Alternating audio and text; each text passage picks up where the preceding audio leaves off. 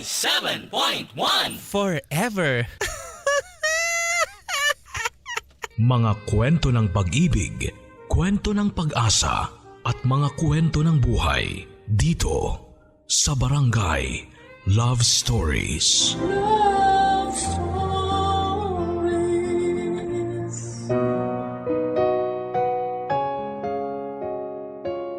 Handa ka bang sumugal sa hindi sigurado? Kung ang kapalit ay ang matagal mo nang inaasam. Sa buhay ay nagsiset tayo ng mga bagay-bagay na gusto nating standards kumbaga. Pero susunod ka pa rin ba sa standard na sinasabi ng isipan mo kung iba naman ang sinasabi ng puso mo? Sa kwentong ibabahagi sa atin ng ating kabarangay na si Laika ay maaring makarelate tayo sa napakaraming pagkakataon na nagbigay tayo ng standards ukol sa mga gusto natin sa ating mga buhay. Nasunod ba natin ang mga ito? Sabay-sabay nating alamin sa ating kwento ng pag-ibig, buhay at pag-asa sa nangungunang Barangay Love Stories. Dear Papa Dudut, lahat meron na, ako na lang ang wala. Hanggang kailan ba ako maghihintay? Ako nga pala si Laika, 35 years old, isang nurse galing sa ibang bansa. 5 taon din akong nurse sa Middle East. Netong 2019 lamang nang magpasya akong umuwi na sa Pilipinas for good. Hindi ito madaling desisyon lalo pat malaki talaga ang kinikita ko sa ibang bansa bilang nurse. Pero mas nanaig ang kagustuhan kong makasamang muli ang aking pamilya. Kahit papaano ay may ipon na rin naman ako. Pwede nang pagsimula ng negosyo kung gugustuhin ko. 10 buwan na rin simula nang makauwi ako. Siguro ay hindi na kaya ng katawan ko ang nakatambay lang, kaya netong mga nakaraang buwan ay nagsimula na akong maghanap ulit dito ng trabaho. Kahit na alam kong mababa lamang ang sweldo, ayos lang.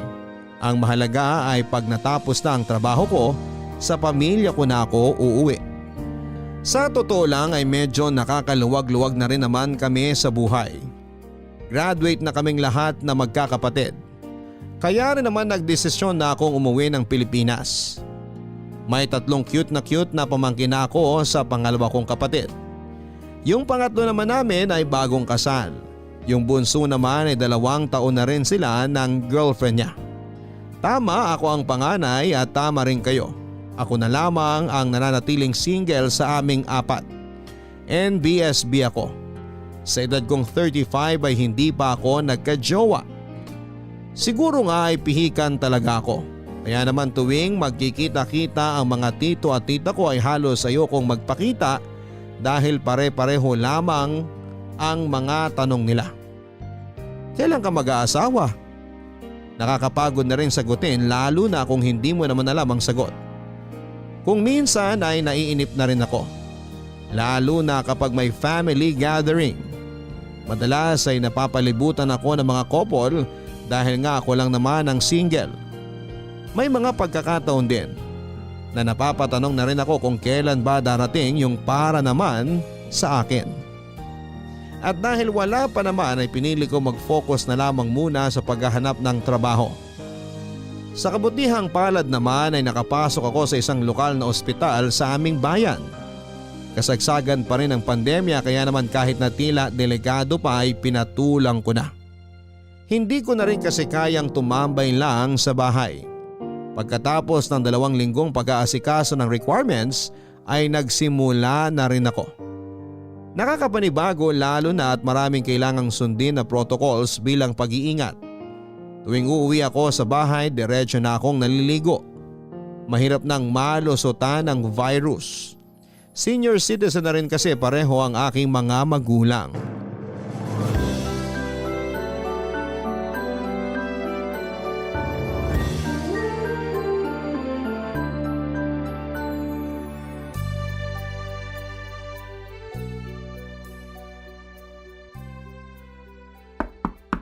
Ate?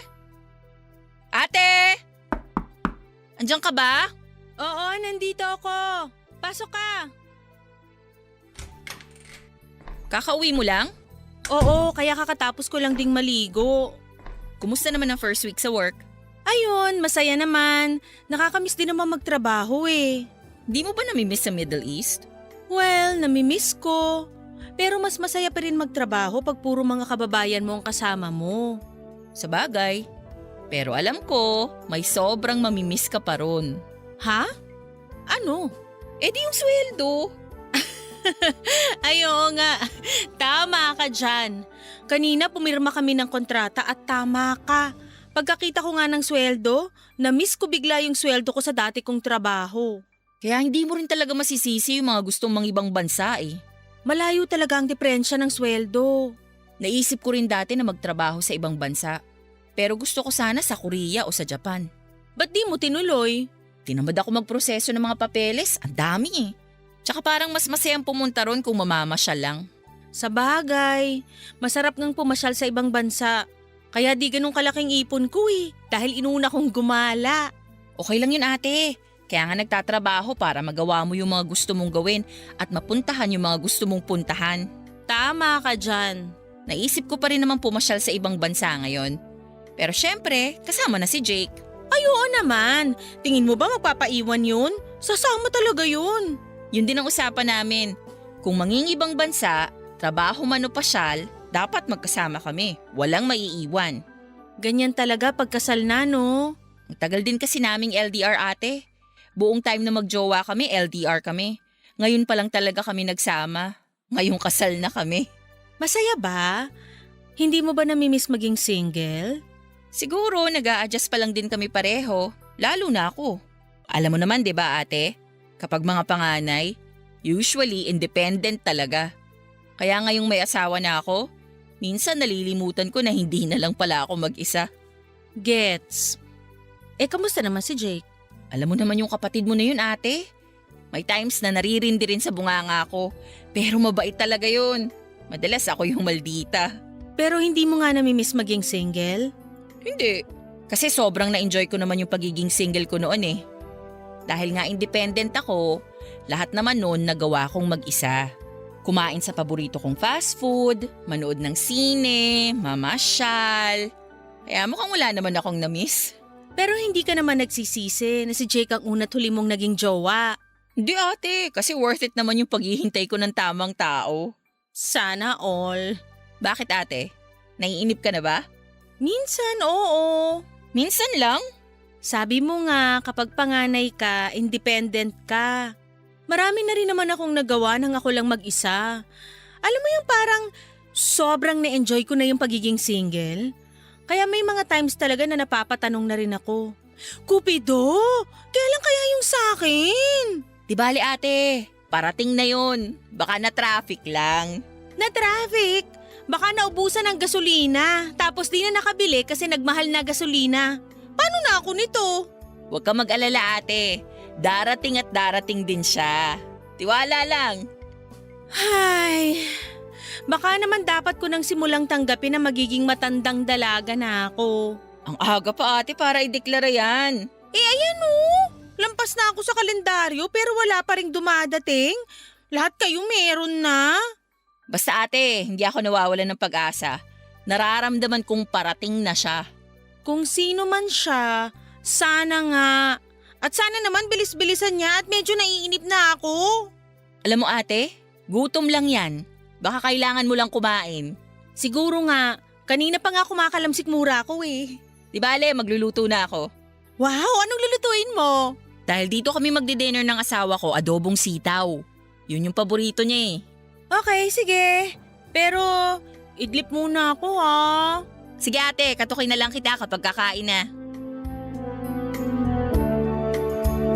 Ipag ko si Grace at bagong kasal sa pangatlo kong kapatid.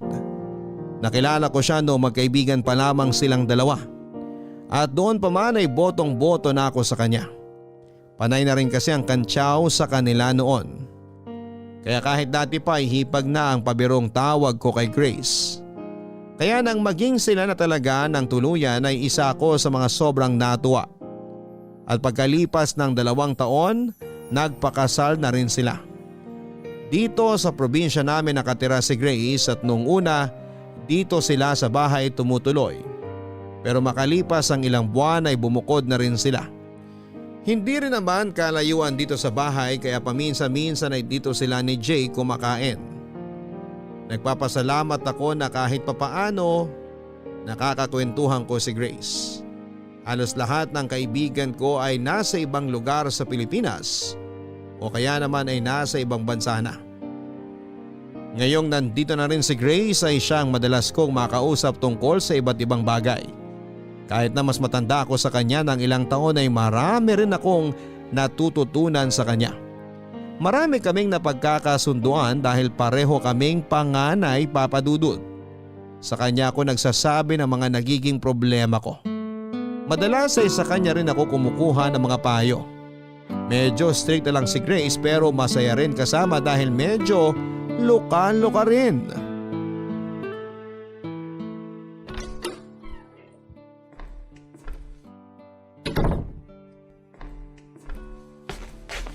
Kakauwi mo lang ate? Mas late ka na atang nakakauwi ngayon ah. Oo nga eh, medyo maraming pasyente kaya may mga unexpected overtime. Kaya pala. Kaya eto, nananakit na ang likod ko. Kanina pa ako nakatayo eh. Ang hirap din talaga maging nurse no? Sinabi mo pa. Kaya bilib na bilib ako sa inyo eh. Hindi ko ma-imagine yung sarili ko na ginagawa yung mga trabaho nyo. Nakakapagod pero worth it naman. Lalo na kapag nakikita mong umuokay yung kalagayan ng mga pasyente. Iba rin talaga yung satisfaction no? Kapag ginagawa mong mabuti ang trabaho mo. Oo, pero nakakainis kapag ginagawa mo naman ng mabuti yung trabaho mo pero may mga taong nanggugulo lang. Ay, mukhang malalim yung hugot na yan ate ah. Hindi para sa akin yung hugot na yun. Naalala ko lang yung bago naming katrabaho. Nakakaawa, madalas kasing pagtripan ng mga senior niya. Ay, pwede ba yun? Dapat hindi, pero may mga walang hiya na ginagawa pa rin eh. Kawawa naman yung pinagtitripan. Kaya nga, kaya ayun, lagi nagsusumbong sa akin si Erwin. Ah, Erwin. So lalaki to. Hindi ko ba nabanggit na lalaki si Erwin? Hindi mo nabanggit yung pangalan, kaya hindi ko agad naisip na lalaki. Basta ang sabi mo lang nun, may bago kang katrabaho. Eh ayun na nga, mabait na bata rin kasi, kaya madalas na pagkakaisahan eh. Bata talaga? Oo bata, 25 years old pa lang eh. Ate, hindi na rin bata yun. Kumpara sa akin, bata pa siya. Ate, hindi naman halatang 35 ka, no? Sinasabi mo lang yan kasi maghipag tayo. Di kaya. Di ba laging ang napagkakamalang mas matanda sa'yo si Jake? Sa bagay. Totoo naman kasi. Kaya sigurado ako, hindi ka rin mukhang mas matanda ron sa Erwin na yun. Hoy, bakit ganyan ang ngiti mo? Bakit? Ano bang meron sa ngiti ko? Parang may ibang sinasabi eh. Wala naman ate. Nakikinig lang ako mabuti sa kwento mo tungkol kay Erwin. Naku, sinasabi ko na nga ba eh. Alam ko na yung nasa isip mo. Kung ano man yan, mali yan. Wala mo nang sinabi ah. Kilala ko na yung mga ngiti na yan. Naku Grace, hindi pwede. Hindi siya pasok sa standards ko. Ay, hindi ba pasok sa banga si Erwin? Hindi. Unang-una, mas bata siya. Hindi lang 1 o 2 taon, 10 taon eh. Ate, ano ka ba? Age doesn't matter na ngayon. Tsaka sabi ko nga sa'yo, hindi naman halata sa mukha mo yung edad mo. Basta. Ayoko ng mas bata. At ang pinaka-importanting detalye kaya hindi pwede. Bakit hindi pwede? Kamag-anak nyo ba? Sira? Hindi. Eh ano? May jowa na siya at matagal na sila ng jowa niya. Ay oo nga. No sa may sabit. Diba? Tsaka wala talaga sa kanya ni isa sa standards ko eh. Oo nga ate. Sige na nga, wait pa tayo. Hindi na bago sa akin ang naging reaksyon ni Grace. Ganon talaga lately ang mga tao sa paligid ko. Kapag may nababanggit akong bagong kakilalang lalaki, tila naglalakihan agad ang mga mata nila. Nakikitaan agad nila ng potensyal na maging future jowa ko. Sa totoo lang, kung ako lang ang tatanungin, hindi naman talaga ako nakakaramdam ng pressure sa pagiging single ko. Pero dahil sa mga sinasabi ng mga tao sa paligid ko ay parang nararamdaman ko na lamang ding bigla na dapat nga ay meron na. May isang tiyuhin pa ako na nagsabi sa akin na dapat daw ay hindi na ako mapili dahil tumatanda na ako. Kahit sino raw ay pwede na, ang mahalaga ay makapag-asawa. Naiinis ako sa mga ganong comment. Pakiramdam ko kasi dahil tumatanda ka na, wala ka na rin karapatang mamili ng taong makakasama mo sa habang buhay. Buti na lang at hindi naman ganon ang mga magulang ko. Nag-worry rin sila para sa akin dahil ang laging sinasabi ng nanay ko, gusto niya na bago sila mawala ni tatay sa mundo, gusto nilang makita na hindi ako tatandang mag-isa. Yung magkakaroon din ako ng sarili kong pamilya. Pero hindi naman nila ako minamadali. Ang dili naman ng tatay ko ay hindi basta-basta ang pag-asawa, kaya dapat ay sigurado ka. At yun talaga ang pinanghahawakan ko. Ayoko naman sa hindi ako sigurado. Kaya nga nag-set ako ng standards. Dapat mas matanda sa akin. May stable na trabaho at syempre yung handa akong tanggapin at ang kasungitan ko. 3 buwan na ang lumipas at kahit papaano ay nakapag-adjust na rin ako sa trabaho. Araw-araw na nakakasalamuha ako ng mga pasyente. Lalo kong nakikita na kulang talaga ng nurses sa Pilipinas. Pero kahit na kulang ay marami pa rin ang umaalis. Nalulungkot man na mas marami talaga ang pinipiling umalis at magtrabaho sa ibang bansa ay eto rin ang realidad. Marami ang naniniwalang mas matutustusan nila ang kanilang pamilya kung aalis sila. Habang tumatagal ay nagiging mahal na rin ang mga bilihin, kaya mas kailangan na rin ng mas malaking sweldo, lalo na kung may mga anak. Kahit nga single ako ay nahihirapan pa rin akong i-budget ng mabuti ang sweldo ko. Minsan dahil marami akong ino-order na mga kung ano-ano online, kaya siguro wala pa akong asawa at mga anak dahil hindi pa ako marunong magtipid. Nahihirapan ako magtipid pero alam kong hindi na ako dapat gumastos na katulad ng dati. Dahil una sa lahat ay hindi na ganong kalaki ang sweldo ko. Pangalawa, kahit papaano ay natutunan ko naman sa mga magulang ko ang maging praktikal. Hindi dapat buwibili ng hindi kailangan. Kapag naiisip ko ang dati kong sweldo ay may temptation na bumalik na lang ulit sa ibang bansa. Pero simula noong nagtrabaho na ako sa lokal na ospital ay nakita kong iba rin talaga kapag natapos ang araw o oras ng trabaho at uuwi ka sa piling ng pamilya mo. Madaling mapawi ang pagod, lalo na kapag nakikita ko ang mga cute kong pamangkin. Pakiramdam ko ay sulit lahat ng kapalit ng malaking sweldo. Ay, Ang lalim naman nun. Bakit? May problema ba? kasi Napagtripan ka na naman. ganun na nga. Ano na naman ang ginawa ngayon? Day off ko na dapat bukas eh. Pero nakipagpalit si Sir Mond sa akin. Meron daw siya importanteng lakad. Ba't di ka umangal? Makakaangal ba ako ron? Kapag nagsasabi yun, hindi naman paalam eh. Kundi pinapaalam na niya. So pumayag ka na lang. Wala naman akong choice eh. Akala ko ba may lakad ka bukas? Meron nga. O paano yung lakad mo? Di wala na. Ay, ewan ko ba sa'yo?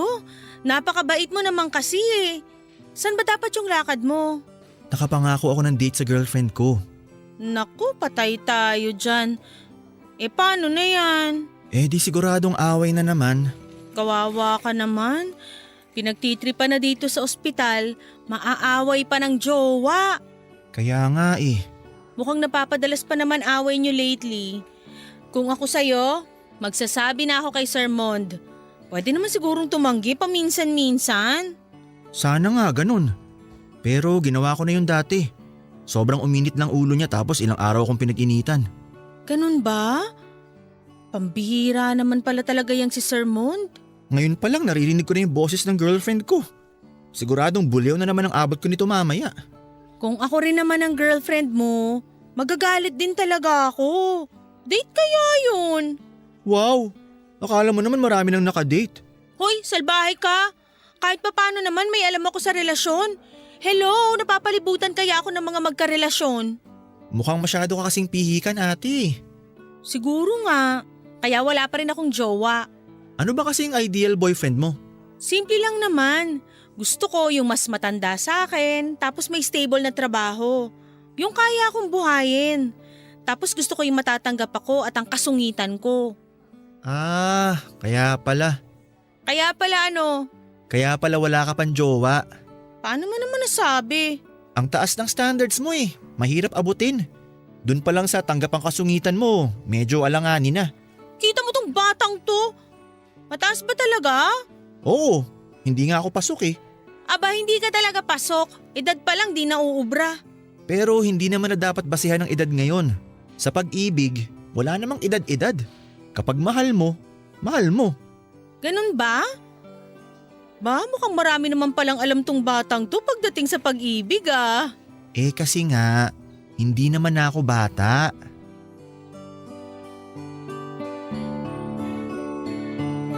Bilib din talaga ako rito kay Erwin kahit na mas bata siya sa akin ng 10 years.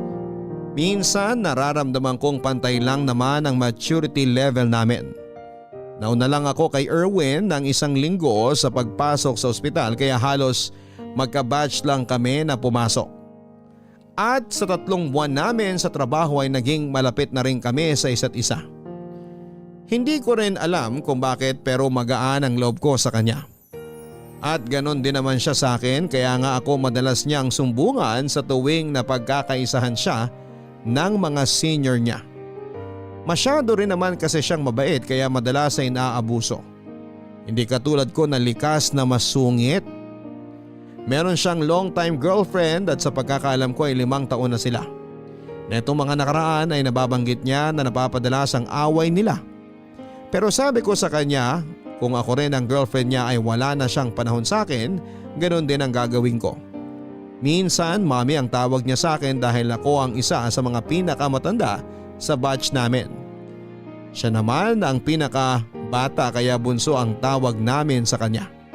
Pero kahit na siya ang pinakabata sa amin ay hanga ako sa maturity niya. Yung pasensya at pangunawa niya ay sadyang ibang level. Lalo pa akong bumilib sa kanya nang malaman ko kung gaano siya ka-maalaga sa kanyang pamilya. So, ano nang plano natin, ate? Plano saan? Grabe, ang busy mo na talaga. Ano ba kasi yon? Eh di ba malapit na yung birthday mo? Ay, oo nga pala. Huwag mo sabihin nakalimutan mo. Ganun na nga, nawala sa isip ko. May birthday nga pala ako. Kawawa naman ang ate namin. Napaka-busy, nakalimutan na ang sarili niyang birthday. Sinabi mo pa. Ano bang gusto mong gawin sa birthday mo? Sa totoo lang, wala akong maisip. Type mo bang lumabas o dito na lang sa bahay? Dito na lang sa bahay para mas tipid. Tama ka dyan, ate. Mas tipid dito sa bahay. Tsaka matagal na rin akong kinakantsawan ng mga katrabaho ko. Gusto raw nila makapunta dito sa bahay. Bakit naman? Luka-luka kasi yung isa naming kasama. Nakita niya raw tong bahay na daanan nila minsan. Mukha raw mansyon kaya gusto raw nila makita yung loob. Ganun? Kaloka nga. Parang nakaka-pressure tuloy. Kailangan ba nating mag-ayos ng bahay? Naku, hayaan mo sila. Huwag tayong ma-pressure. Bahala sila sa buhay nila kung ano man ang abutan nila dito sa bahay. Pero ano bang gusto mong ihanda, ate? Yung simple lang. Lechon siguro, ganyan. Ay wow, ang simple nga. Pero seryoso, basta merong karne at gulay. Okay na yon. Sige, isip ako ng menu. Ay, may request pala ako. Ano yun, ate? Gusto ko nung niluto mo dati na seafood platter. Ah, sige ate. Sure, no problem. Basta may budget. Naku, buti na lang talaga nandito ka, Grace. Kung hindi ko na alam ang gagawin ko. Ikaw naman ate, wala yun. Diba sabi ko naman sa'yo, hanggat hindi pa dumadating ang Mr. Right mo, kami muna ni Jake ang bahala sa'yo. Napaka-sweet talaga nito. Minsan tuloy nakakalimutan kong si Jake ang kapatid ko eh. Sabi nga rin niya, parang mas mahal niyo na raw ako kesa sa kanya eh. Kaya nga eh. Pero seryoso, Grace, hulog ka talaga ng langit sa pamilya namin. Buti hindi nauna mukha ako nung bumagsak ako, no ate? Ikaw talaga? O basta, tulungan mo ako maghanda ha.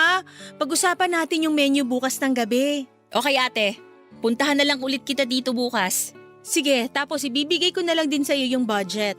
Ay, nga pala ate, bukod sa mga katrabaho mo, sino pa ang mga iimbitahan natin? Siyempre yung mga kamag-anak natin sa paligid. Pero actually, hindi naman talaga nila kailangan ng imbitasyon. Kapag naman may handaan, matik na yun eh. Sabagay, oo nga. Pero pwede kayang wag ko nang imbitahin yung mga magtatanong kung kailan ako mag-aasawa? Gusto mo ba ate, magsabi ako ng rules sa mga attend sa birthday mo? Sabihin natin, bawal magtanong kung may jowa ka na o kung kailan ka mag-aasawa. Pagkatapos naming mag-usap ni Grace ay nakaramdam ako ng kakaibang lungkot. Bigla ko lang na-realize na malapit na akong mag-36. Pero ang kausap ko pa rin tungkol sa kaarawan ko ay yung mga kapatid at kaibigan. Hindi tulad ng iba kong kabatch na nakikita ko sa mga post nila sa Facebook at Instagram na ang sumusurpresa at nagpaplano ng mga kaarawan nila ay ang mga asawa at anak nila. Masaya naman ako dahil meron akong supportive na family, pero may mga ganitong pagkakataon na napapahiling ako na sana dumating na yung taong para sa akin. Kung talagang na-traffic lamang siya, ang tagal naman. Kailan ba siya darating sa buhay ko nang sabay na kaming maglakbay at matraffic kung saan-saan? Para hindi nakakainip, hindi ba? Ito rin yung mga pagkakataon na talagang napapatanong ako kung ano bang mali sa akin. Pangit ba ako? Marami nagsasabi na hindi naman. Kapag tumitingin ako sa salamin, kahit papaano ay gusto ko naman yung nakikita ko. Pero bakit ganon? Wala man lang lumapit sa akin. Binawasan ko na yung sungit ko at minsan gusto ko nang sumuko. Baka naman panahon na para tanggapin na magiging isa na akong matandang dalaga. Baka dapat ay mag-focus na lamang ako sa kung paano ako magiging paboritong tita ng mga pamangking ko. Hindi pa naman ako tuluyang nawawala ng pag-asa. Pero minsan talaga ay nakakapagod na rin maghintay kung talaga bang may darating. Paano kung wala, Papa Dudut? Dumating at lumipas ang aking kaarawan. Tulad ng inaasahan ko ay hindi ako nakaligtas sa mga tanong na kailan na ba ako mag-aasawa? Kailan na ba ako magpapakilala ng idadagdag sa pamilya? Kahit naiinis na ako ay purong ngiti at tawa na lamang ang sinagot ko sa mga tanong. Pinigilan ko ang aking sarili ko na tanungin sila kung kailan ba sila magsasawang magtanong. Naipakilala ko rin kay Grace sa mga katrabaho ko nung araw na yon. Panay ang kantsaw nila na malaki na raw pala talaga ang bahay namin. Na hindi ko na raw kailangan magtrabaho dahil mayaman naman kami. Ang hindi nila alam ay marami rin ang mga naging sakripisyo ng aking mga magulang para maipaayos ang aming bahay. Ngayon lang din halos natapos yung ibang parte ng tahanan namin. Sa paglipas din ng mga araw at buwan ay lalo pa kaming naging malapit ni Erwin. Napapadalas na ang pagka-chat namin sa isa't isa. Nagugulat ako minsan na kahit nakauwi na kami, panay pa rin ang pagtatanong nito sa akin kung anong ginagawa ko o pinagkakaabalahan ko habang nasa bahay ako. Dahil sa dalas naming magkausap ay tila may kakaibang emosyon ang napupukaw sa akin. Isang damdaming alam kong hindi dapat. Parang nagugustuhan ko na si Erwin. Pero pilit ko itong isinasantabi dahil una ay hindi naman pasok si Erwin sa standards ko. At higit sa lahat ay mali na may maramdaman ako para sa kanya dahil may karelasyon na siya. Kaya nung minsan ay para lang matigil na rin ang mga nasa isipan ko ay nagpa siya akong mag-send sa kanya ng mensahe na maglilinaw ng lahat.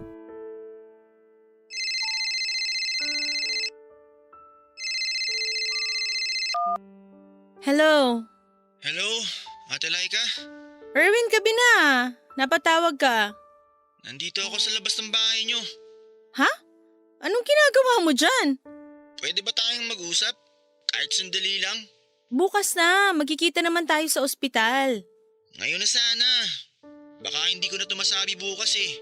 Teka nga, lasing ka ba? Hindi naman. Nakainom lang. Sandali, hintayin mo ako dyan. Pagbubuksan kita ng gate. Okay, sige.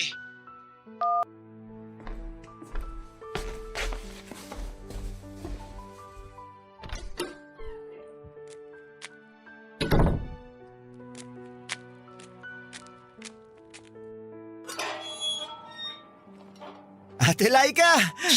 Ay, Huwag kang maingay.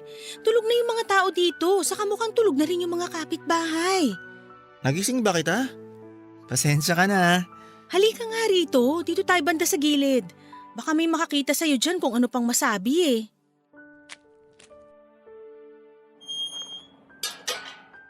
Sorry talaga kung naabala kita.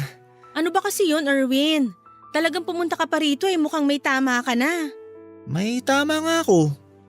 Sa'yo. Yun ang sagot ko sa tanong mo. Oo, may gusto ako sa'yo. Alam mo, umuwi ka na. Bukas na lang tayo mag-usap kapag hindi ka na nakainom. Nakainom lang naman ako pero malinaw pa ang isip ko. Kinailangan ko lang uminom ng konti para lumakas ang loob ko. Alam mo, mali ito eh. Sinubukan ko namang pigilan pero talagang gusto kita. Mahal na kita. Pero Erwin, may girlfriend ka na. Hindi ko na siya mahal. Ikaw nang mahal ko. Gusto mo na rin naman ako, di ba? Hindi ko alam, Erwin, kasi…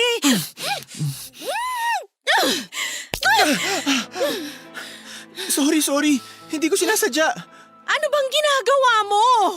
Patawarin mo ako, Ate Laika. Nadala lang ako ng emosyon ko. Kaya nga sabi ko sa'yo, umuwi ka na muna. Ate, please. Pakinggan mo muna ako. Wala naman talaga tayong dapat pag-usapan eh. Nagtanong lang naman ako para maging malinaw sa ating dalawa yung sitwasyon natin. Dahil itong mga nakaraang araw, tuwing magka-chat tayo, nagigilty na ako. Bakit ka naman magigilty? Wala naman tayong ginagawang masama. Yun ang akala natin. Pero tuwing nag-uusap tayo, nagpapalitan ng sweet messages, ang totoo, may nasasaktan na tayo. Pero napipigilan ba yun? Oo! Dapat nung una pa lang hindi na natin ginawa. Sabi ko naman sa'yo, di ba? Pinigilan ko naman ang sarili ko. Sinubukan ko naman. Pero mali nga, Erwin. Kasalanan ko ba kung hindi ka maalis sa isip ko? Pagpasok ko pa lang sa trabaho, ikaw na agad hinahanap ng mata ko. Tuwing uuwi ako at naghihiwalay tayo, lagi kong iniisip kung ano na kayang ginagawa mo. At tuwing magtatanong ako sa'yo, lagi ka naman nagre-reply. Kaya nga, hindi natin namalayan na may mali nang nangyayari. Pero di ba, gusto mo na rin naman ako? Hindi na importante yon. Bakit hindi? Dahil wala rin naman tayong patutunguhan. Hindi mo na kailangang marinig yung sagot ko dahil kahit saang anggulo natin tingnan, mali ito. Pero pwede naman natin itama. Oo, pwede pa natin itama kaya dapat umuwi ka na. Lalong mas hindi maitatama tong sitwasyon natin kung uuwi ako. Dahil uuwi ka na, magpapahinga at kakalimutan na natin to. Itigil na natin kung ano man to. Ate Laika naman, hindi ko kaya. Kaya mo, kaya natin. Dapat kayanin natin. Dahil maling-mali to. Teka lang. Sige na, Erwin, umuwi ka na. Umuwi ka na! Ate Laika, teka lang.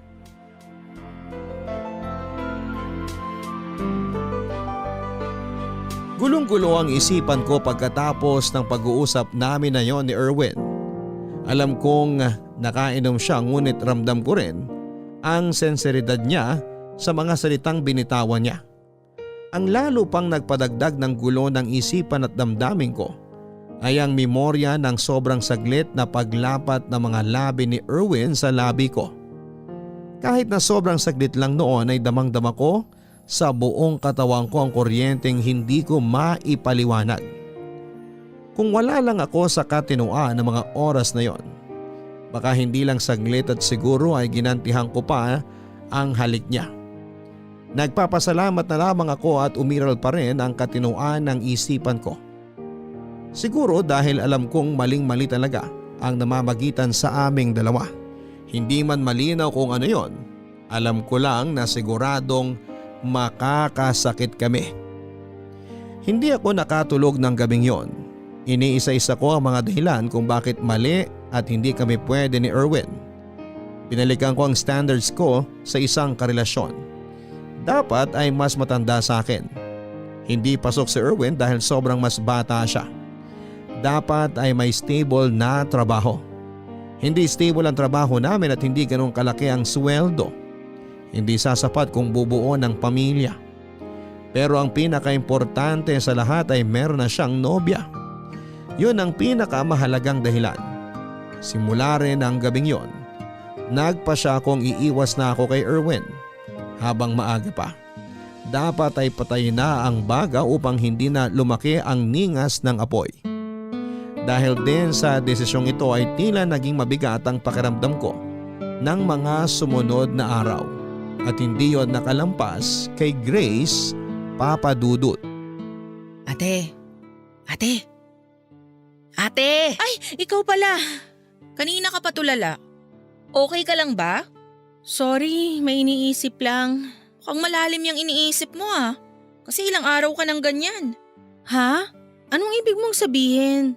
Akala mo ba hindi ko napapansin? Ilang araw ka na kayang laging tulala. Ganun ba? Di lang yun. Parang ang tamlay mo pa lately. Masama bang pakiramdam mo? Okay lang ako. Sigurado ka ba? Baka naman mamaya sa sobrang busy mo sa trabaho, maging pasyente ka na rin. Huwag kang mag-alala, Grace.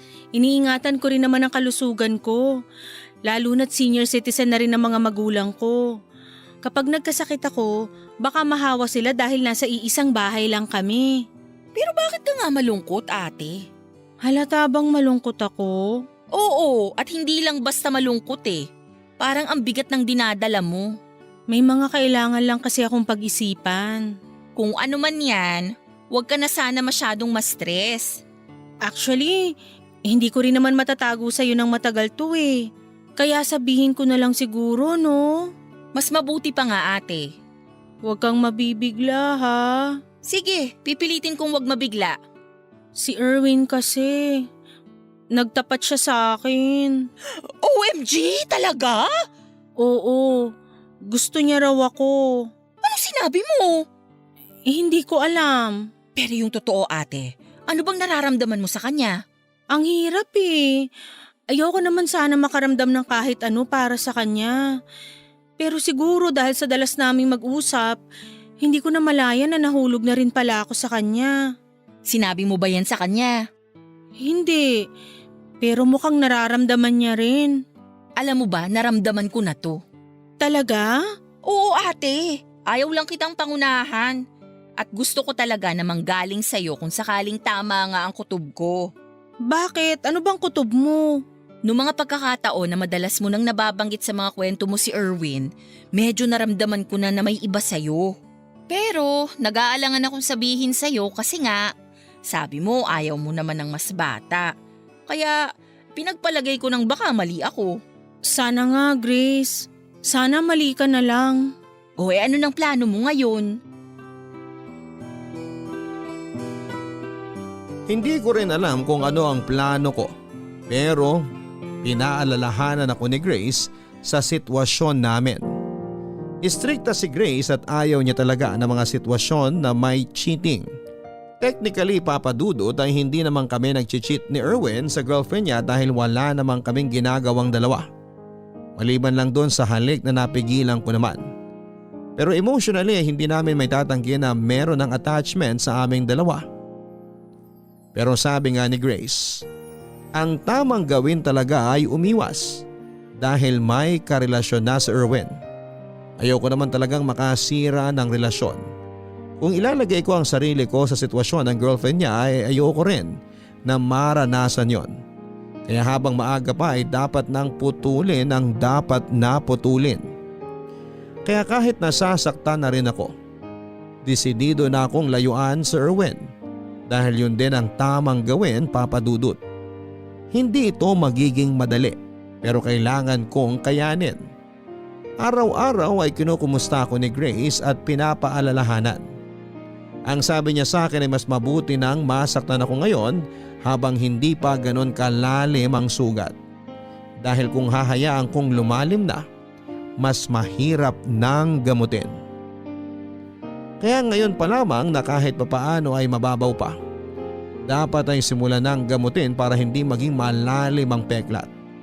Tinis kong hindi na sumagot sa mga chat ni Erwin. Sinubukan kong alisin ang kung anumang nararamdaman ko para sa kanya. Pinilit kong maging professional sa aking trabaho.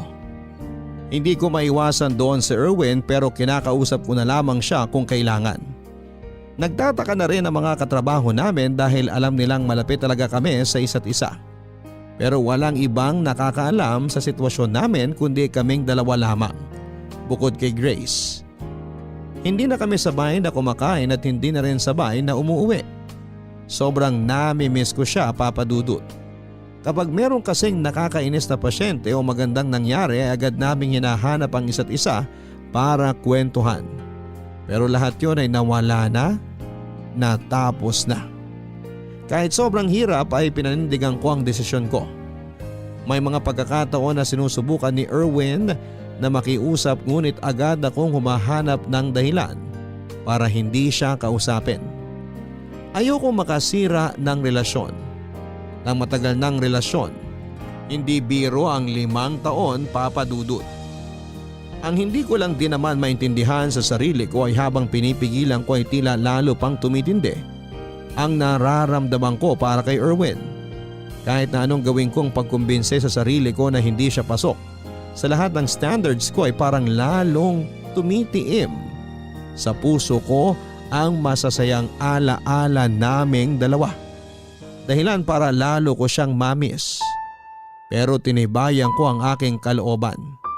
Kahit na anong chat at tawag niya ay pinili kong maging matapang na hindi sagutin ang mga yon. Hanggang sa isang araw ay na-corner na ako ni Erwin. Laika, teka lang. Ate! Ha? Ate Laika ang itawag mo sa akin. Hindi. Hindi na kita tatawaging ate simula ngayon. Bahala ka. Laika, mag-usap naman tayo kahit sandali lang. Nakainom ka na naman ba? Hindi ah. Kagagaling kaya natin sa duty. Paano naman ako iinom? Malay ko ba kung tumagay ka habang break? Nakita mo na bang ginawa ko yun? Hindi pa. Kasi hindi ko talaga gagawin yun. Laika, teka lang. Pwede bang tumigil ka muna sa paglalakad? Saglit lang. Ano ba yun, Erwin? Di ba nag-usap na tayo? Hindi pa ulit. Wala naman tayong dapat pang pag-usapan. Malinaw na ang lahat, di ba? May kailangan tayong ayusin. Wala namang tayo Pero pwedeng magkaroon. Hindi nga pwede, may girlfriend. Wala na. Anong wala na? Wala na kami. Anong ibig mong sabihin? Wala na kami. Break na kami. Malaya na ako. Nakipag-break ka ba dahil sa akin? Matagal na kami nagkakalabuan. Hindi lang namin inaamin. So nung dumating ako, nagkaroon ka na ng dahilan para hiwalayan siya. Hindi naman sa ganun. Bago pa tayo naging close, nagkakaproblema na talaga kami nun. Madalas ko naman makwento sa'yo, di ba? Yung mga pag-aaway namin. Ano bang gusto mong isipin ko? Ano bang hinihintay mong reaksyon ko? Laika, kahit ilang beses mo pang itanggi, alam ko namang gusto mo na rin ako. Napaka-confident mo naman dyan? Hindi nagsisinungaling ang mga mata mo, Laika. Kahit na hindi mo ako iniimik nitong nakaraang buwan, alam ko na namimiss mo rin ako. Ano bang pinagsasasabi mo? Laika, bakit hindi natin subukan? Alam ko naman na pareho tayo ng nararamdaman. Bakit hindi natin pagbigyan yung mga sarili natin na maging masaya? Hindi ko alam kung kaya kong maging masaya pagkatapos kong makasira ng relasyon. Bago ka pa man dumating, matagal nang may lamat ang relasyon namin. Ilang beses na rin kami naghiwalay pero nagkakabalikan lang ulit. Umaasang pwedeng maayos pa. Pero sa pagkakataong to, sigurado ako na wala na kaming dapat pang balikan. Hindi ko pa alam, Erwin. Hindi ko pa alam kung anong dapat isipin. Isipin mo tayo. Kakayanin ba talaga nating maging masaya? Oo, kakayanin natin. Bakit naman hindi? Parang masyadong mabilis Baka nabibigla ka lang sa mga desisyon mo. Baka kailangan muna nating mag-isip pa. Laika, mababaliw na ako kakaisip. Sa bawat araw na hindi mo ako kinakausap, pakiramdam ko mababaliw na ako. Pwede bang kumalma muna tayo? Tsaka na muna tayo mag-usap. Palipasin muna natin yung mga bagay-bagay. Kapag hindi na matindi yung emosyon natin, tsaka pag mas malinaw na rin ang mga isip natin. Basta Laika, sobrang linaw ng isipan ko ngayon. Alam ko ang mga sinasabi ko. Sige na Erwin, aalis na muna ako. Laika, maghihintay ako. Dahil siguradong sigurado ako sa'yo.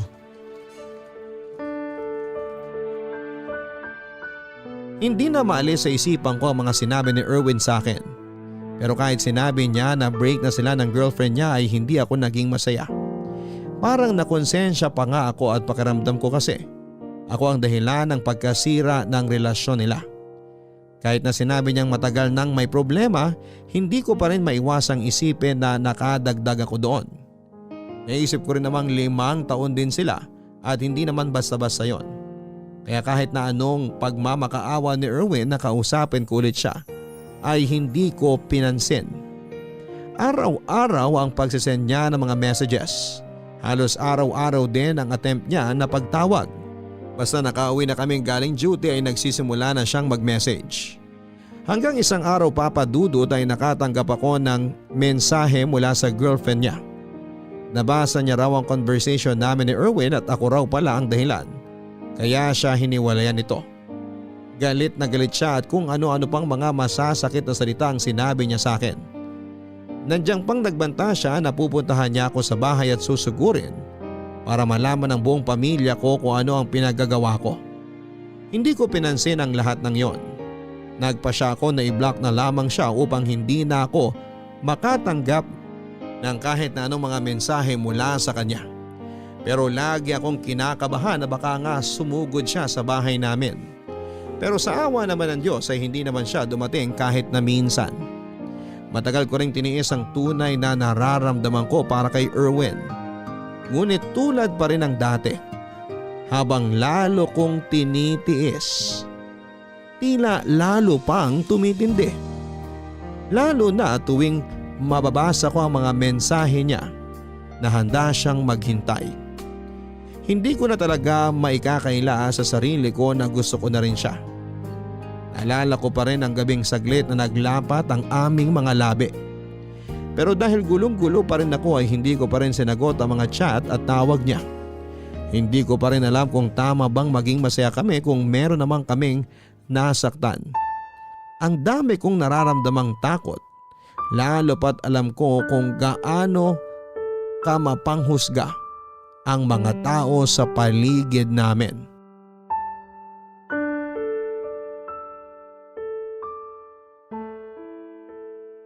Kumusta ba ate? Naguguluhan pa rin ako, Grace. Alam kong mahirap yan ate, pero sana kayanin mo. Break na sila. Ha? Sinong nakipag-break? Si Erwin. Teka lang, huwag mong sabihin… Hindi naman daw ako ang dahilan.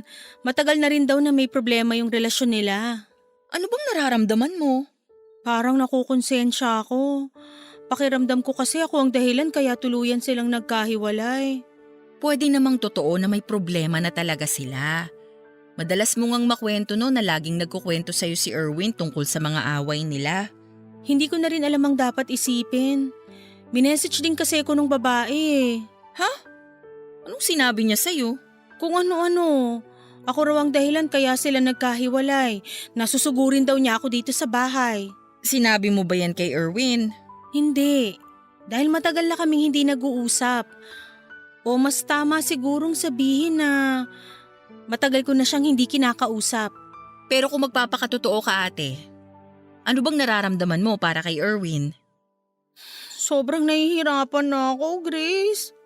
Dahil habang tumatagal na tinitiis ko, lalo lang tumitindi yung nararamdaman ko para sa kanya. Ayoko naman talaga sana eh, pero ang hirap naman pigilan ng puso ko. Kung break na sila, ano pa bang kinakatakot mo ate?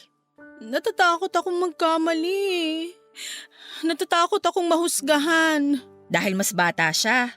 Dahil dyan at wala naman talaga siya sa standards ko. Paano kung magkamali ako? Paano kung masaktan din ako? Hindi ka pa ba nasasaktan ngayon? Ayun na nga eh. Wala pa man kaming nasisimulan, nasasaktan na ako. Ganyan naman talaga pag nagmamahal ka ate. Para kang sumusugal. Binubuksan mo yung sarili mo sa posibilidad na makasakit at masaktan.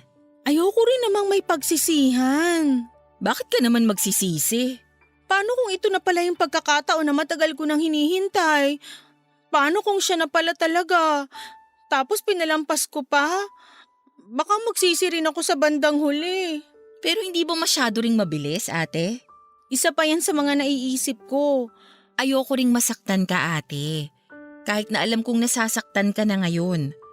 Pero hindi ko maiwasang isipin na kung nagawa niya yan sa naging girlfriend niya ngayon, hindi niya kaya magagawa yan sa'yo? Alin? Ang saktan din ako? Oo. Paano kung maging kayo tapos sa mga susunod na panahon, may makilala siyang bago, maging malapit din siya ron at magustuhan din niya? Kasi parang ganun yung nangyari sa inyo. Hindi ko na rin alam, Grace. Ang dami-daming tumatakbo sa isip ko ngayon. Basta ang sa akin lang, ate. Pag-isipan mo muna sanang mabuti. Paano pag napagod na siyang maghintay? Pag napagod siya agad, ibig sabihin, hindi talaga totoo yung nararamdaman niya para sa'yo. Natatakot ako na baka mapagod nga siya.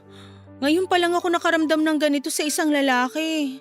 At sana, hindi ka lang nabibigla, ate. Pag-isipan mong mabuti muna. Hayaan mo muna siyang maghintay. Hirap na ako, Grace. Araw-araw tinitiis kong hindi sagutin yung mga message at tawag niya. Paano kung isang araw hindi na dumating yung mga yon? Pag nangyari yun, dun mo na mapapatunayan kung gaano siya kasigurado sa'yo. Hanggang kailan ba ako dapat maghintay? Hanggang sa sigurado ka na. Yung handa ka na talagang sumugal ng walang pag-aalinlangan. Darating ba yun? Oo, ate. Kapag hindi ka na natatakot sa sasabihin ng iba at ang mas mahalaga na sa'yo ay yung totoong nararamdaman mo.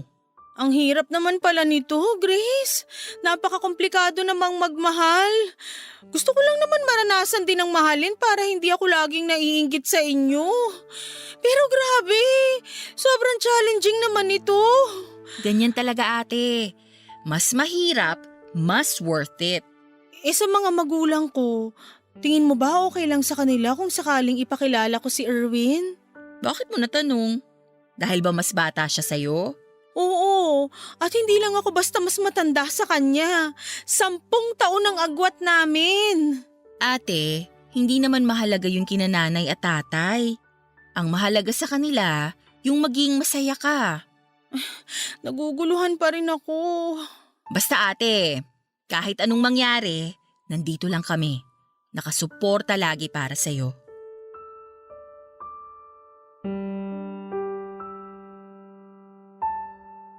Sobrang magulo ang isip ko na mga panahon na yon.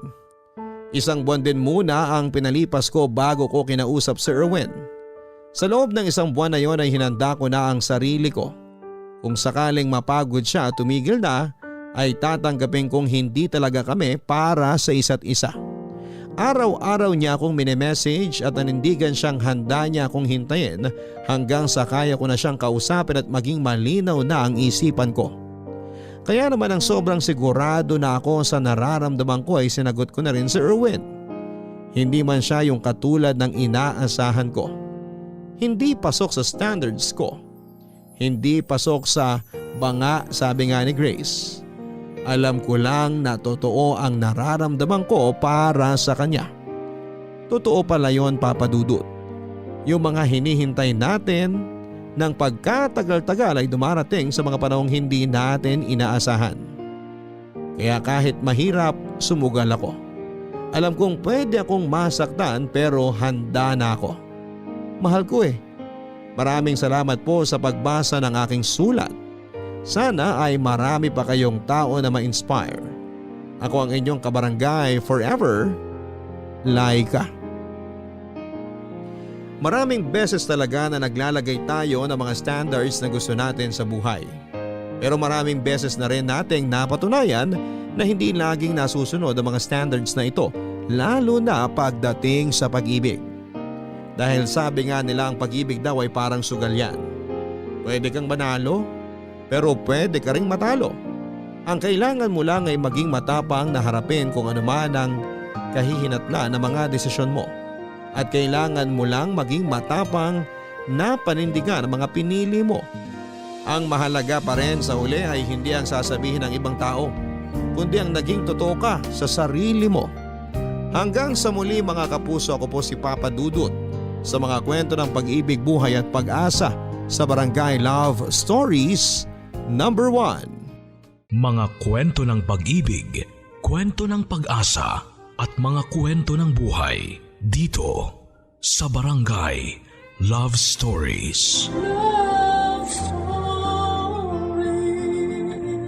Forever! Nagustuhan ng iyong napakinggan? Ituloy yan via live stream sa www.gmanetwork.com/radio. Ang mga kwento ng pag-ibig, kwento ng buhay at kwento ng pag-asa dito sa Barangay Love Stories. Love Stories.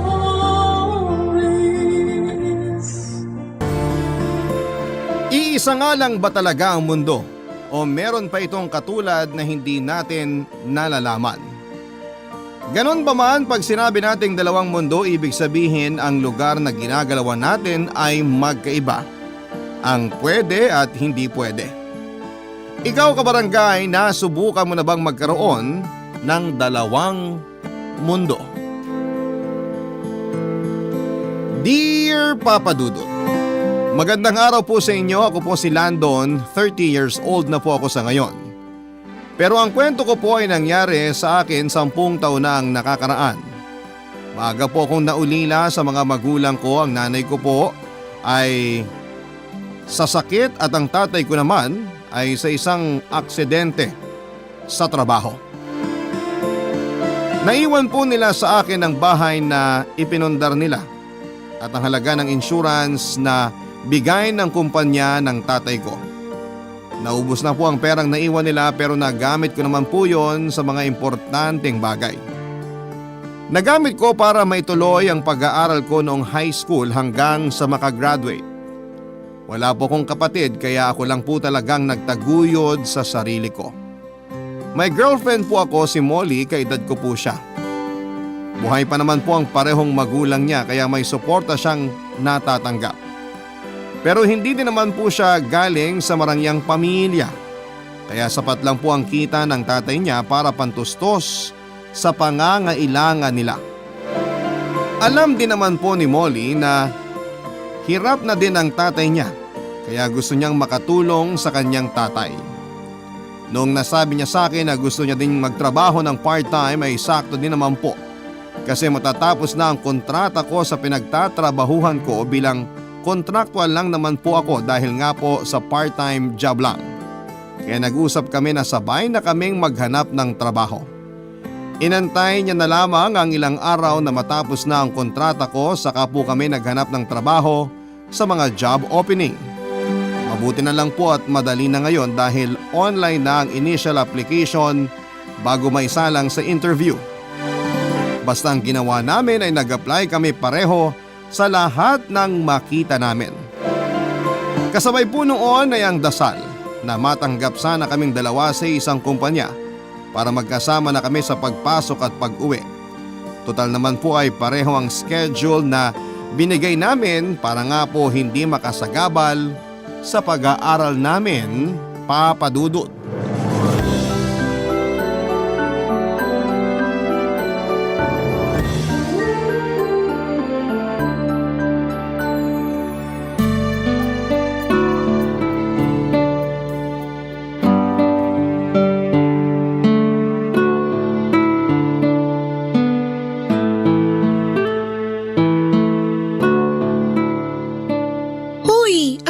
itsura mo?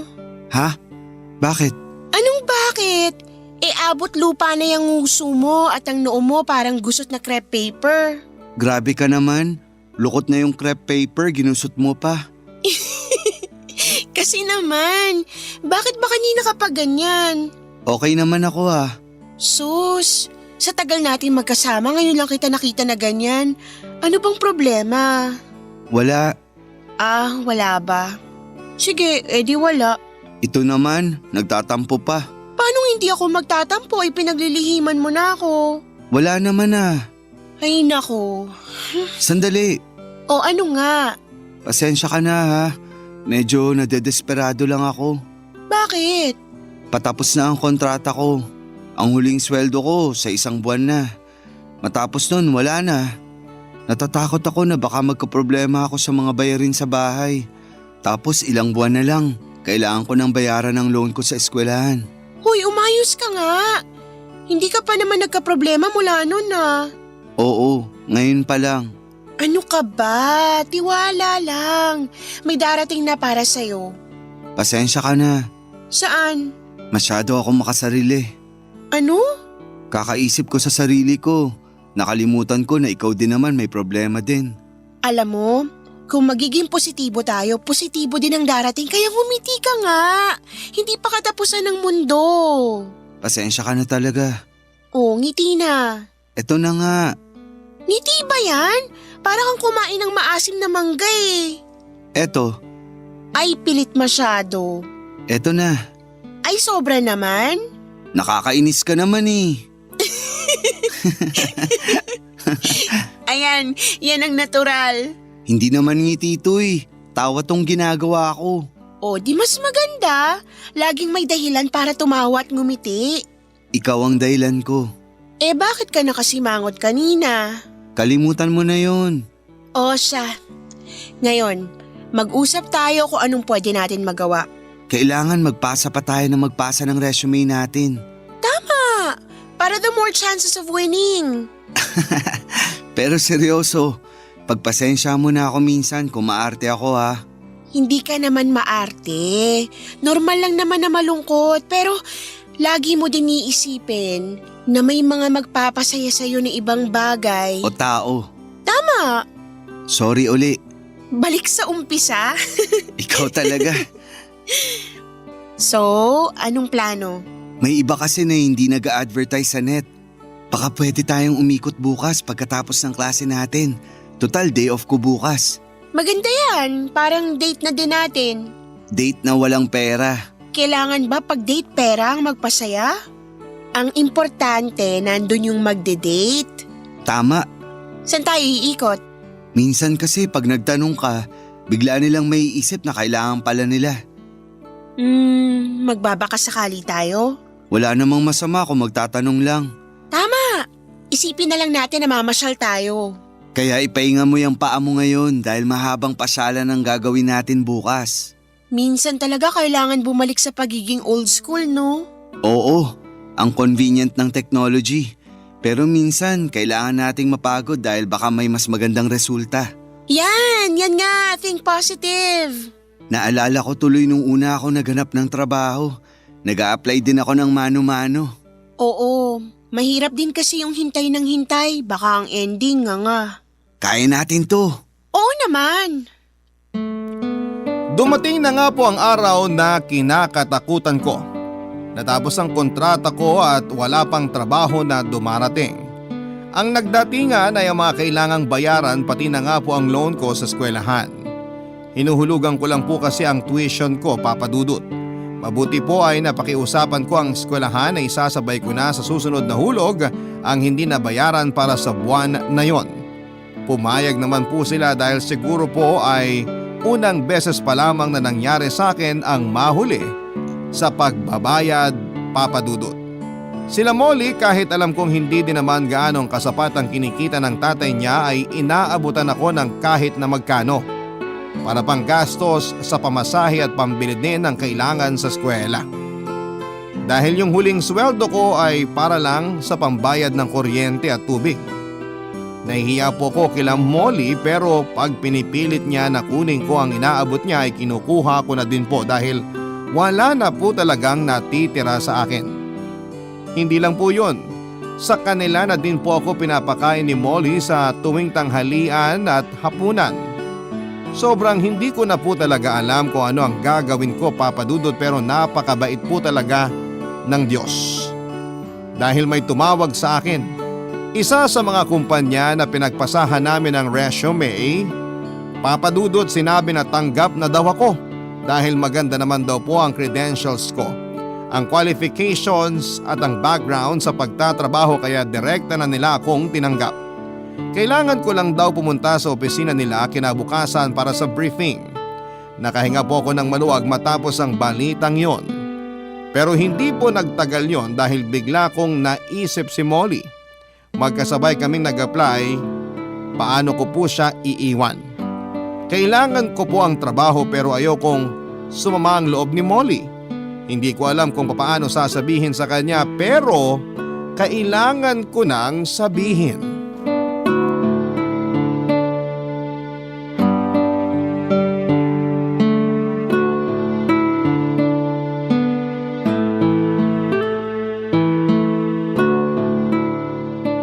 Kumusta ka? Ayos naman. Yung loan mo sa school, kumusta? Napakiusapan ko naman sila na ihahabol ko. Mabuti naman. Ikaw, kamusta ka? Ganun pa din. Teka, kumain ka na ba? Sandali, may natira pang tanghalian dyan. Mamaya na, maghahapunan na rin naman. Pero baka nagugutom ka. Hindi naman, ayos lang ako. Sigurado ka ha? Oo, salamat. San ka pala galing? Yun nga ang sasabihin ko.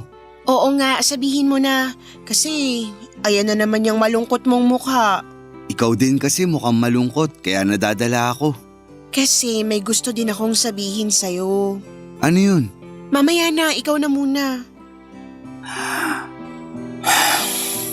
Molly, Oh, ano ba yan? At ang lalim ng hinga mo ha? kasi natatandaan mo yung fast food chain na pinag-applyan natin? Natatandaan ko lahat ng fast food chain, restaurant at kung ano-ano pang shop na pinag-applyan natin. Oo, Anong oo? Ano ba yung sasabihin mo? kasi galing ako sa opisina nila kanina. Anong ibig mong sabihin? Molly, natanggap kasi ako. Nagpunta ako sa briefing kanina. Hindi na kita nasabihan. Wala na kasing load ang cellphone ko. Talaga? Huwag ka sanang magalit. Anong wag magalit? Bakit ako magagalit? Hindi ka nagagalit? Hindi no, masaya nga ako. Pero paano ka? Anong paano ko? Okay ako. Okay na okay. Masaya ako dahil natanggap ka. Kinabahan pa naman ako kung paano ko sasabihin yung ibabalita ko. Ano ba yung ibabalita mo? May tumawag na din sa akin kanina yung fast food chain. Pinapapunta din ako bukas para sa briefing. Ha? Salamat Lord! Nakakatawa naman tayo. Hirap na hirap sabihin yung balita, yun pala pareho naman tayong tanggap. Ay, para ako nabunutan ng tinik sa dibdib. Ako kaya, kasi alam ko na mas kailangan mong trabaho tapos ako pa yung natanggap. Siyempre ang hirap nun no. Oo, alam ko ang pakiramdam. Okay daw yung schedule natin. So, sabay tayong papasok sa eskwela at pagkatapos ng eskwela, sabay tayong pupunta sa store at sabay na uuwi. Ang galing nang nangyayari. Ito yung kopya ng kontrata ko. Pinapirma na ako kanina. Tapos start na ako sa Monday. Patingin. Eto, Ha? bakit? Hindi ito yung fast food chain na tumanggap sa akin. Ibig mong sabihin magkaibang kumpanya? Oo. Pero teka, yung branch mo, dun din sa lugar kung nasan yung branch ko? Yung katapat na fast food? Oo, yun nga. Sa kabilang banda, okay pa rin naman pala. Oo, kasi sabay pa din tayo papasok at uuwi. Yun nga lang, magkaiba tayo ng papasukan. Ayos na yan, at least magkatabi lang. Magkatabing magkatabi. Kung hindi ako nagkakamali, ang pagitan lang ng mga store natin, yung maliit na daan papasok sa drive-thru ng store nyo. Oo nga, yun nga yun. Nakakatawa naman. Pwede tayong magkawayan kasi parehong glass wall yung tapat natin. Oo nga. Ay, pabor pa din talaga sa atin ang nangyari. Salamat naman. Ako kaya kailan magsisimula? Sana Lunes na din para sabay na tayo. Ay, anong oras ang briefing mo bukas sa office nyo? Umaga din ang schedule ko. Sige, sasamahan kita. Punta ka na lang ng mas maaga para makapag-almusal muna tayo dito. Sige. Wala kaming paglagyan ng saya ng hapon na yon, Papa Dudut. Minsan talaga dapat na hindi unahin ang takot dahil hindi naman natin alam kung ano ang magiging katapusan. Masyado ko na stress kakaisip kung paano ko sasabihin kay Molly. Napakadali lang pala at ang resulta ay pumabor pa sa aming dalawa. Kahit abala sa pag-aaral ay nagiging masaya para sa amin ang pagtatrabaho dahil magkasama kami. Si Molly dahil unang beses niya pa lamang maging working student ay inalalayan ko. Kasi alam ko yung hirap ng transition sa aralang, ang inaatupag at yung sabayang aral at pagtatrabaho. Hindi naman naging mahirap kay Molly kasi una ay gusto niya naman ang ginagawa niya. Pangalawa ay masaya siya dahil mas nagkakasama kami at pangatlo ay nakakatulong siya sa mga magulang niya. Planadong-planado na din ang routine namin buong araw. Mula pagpasok sa umaga hanggang sa pag-uwi sa gabi. Para hindi kami magsawa ay iniiba-iba namin ang ruta namin pauwi at paminsan-minsan ay naglalakad kami para hindi rin kami magsawa.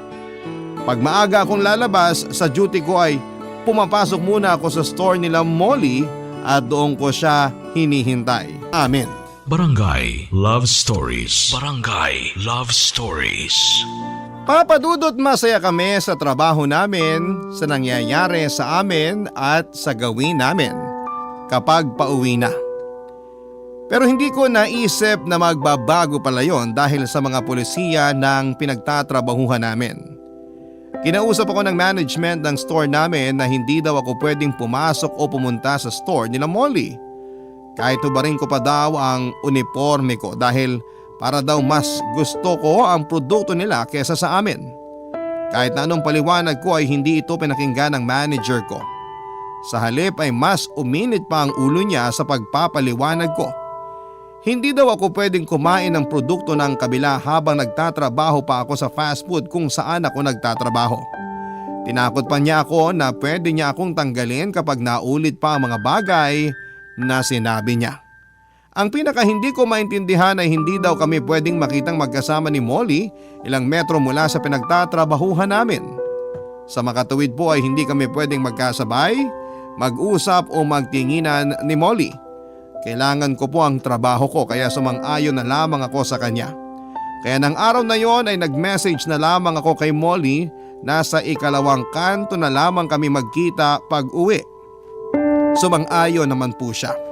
Nang magkita kami ay parang ang tagal kong hindi siya nakita dahil nga po sa utos ng manager ng pinagtatrabahuhan ko.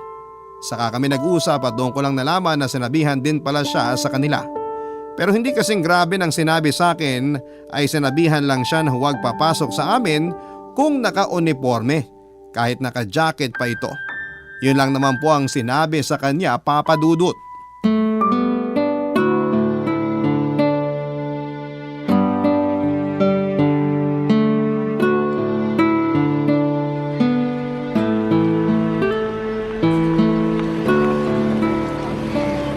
Mas maluwag naman ang store nyo kaysa sa amin. Yung ayaw akong papasukin sa inyo ng naka-uniforme, tama lang naman. Well, hindi naman natin talaga ginagawa yun eh. Oo nga, kapag nagpupunta ako sa inyo naka-t-shirt na ako. Yun nga lang, suot ko pa rin ang pantalon. Ako naman nagdodoble ako ng sweatshirt o jacket. Pero yung sayo parang paalala lang. Yung sa akin pagbabanta eh. Pagbabanta? Oo, sabi ng manager namin kapag may nilabag pa raw ako sa mga sinabi niya, tatanggalin niya ako. Naku, sundin mo na lang siya. Pero sobra naman ata yung utos niya. Wala tayong magagawa, kaya sundin mo na lang siya kaysa madamay ang trabaho mo. Ganun na nga siguro. Mag-ingat na lang tayo. Siguro ganun na nga lang, doon na lang tayo sa kanto na yun magkita pag uwian. Doon din tayo maghiwalay kapag papasok na. Pero sandali, kasi ako lang naman ang binawalan ng manager namin na bawal pumasok sa inyo, di ba? Hindi ka naman binawalan ng manager mo na bawal pumasok sa amin. Ang sabi lang, basta hindi ka naka-uniforme. Oo. O, edi pwede kang pumasok sa amin at maghintay. Teka lang, paano sinabi ng manager mo na bawal mo akong tingnan o kausapin? Edi wag tayong magtinginan o mag-usap. Gagawa na lang ako ng senyas pag lalabas na ako. Pwede ka nang mauna at susunod ako.